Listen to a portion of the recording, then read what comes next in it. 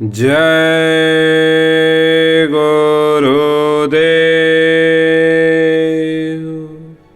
एक बार परम पूज्य स्वामी जी महाराज ने एक बड़ी ही विचित्र कहानी सुनाते हुए कहा, एक बार की बात है, एक जंगल के पास गांव में एक बहेलिया रहता था। वह बहेलिया रोज जंगल में जाता और छोटी छोटी चिड़ियों को पकड़ कर लाता, बाजार में ले जाकर उन चिड़ियों को थोड़े या अधिक पैसों पर बेच देता।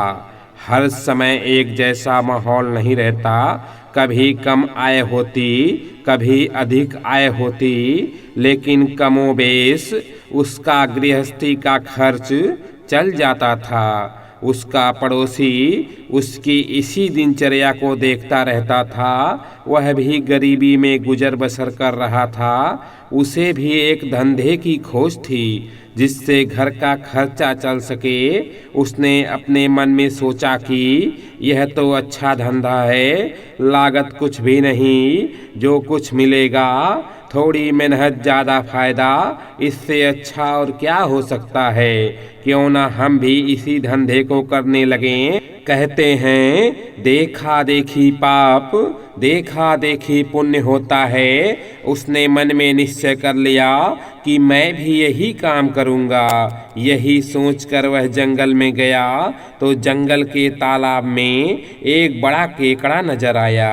केकड़े को देखते ही उसने अपने मन में विचार किया कि जब छोटी छोटी चिड़ियाँ इतना पैसा देती हैं तो यह बड़ा जानवर और पैसे देगा। क्यों ना इस केकड़े को पकड़कर बाजार में ले चलें और अधिक पैसे पर बेचकर आमदनी करें। यह सोचकर वह बाजार में केकड़े को पकड़ कर ले गया, अपने पड़ोसी बहेलिए के साथ बैठ गया। सारा दिन बीत गया लेकिन केकड़े की तरफ किसी ने देखा तक नहीं। उसके पास बैठे बहेलिए की सारी चिड़ियाँ धीरे धीरे करके बिक गई।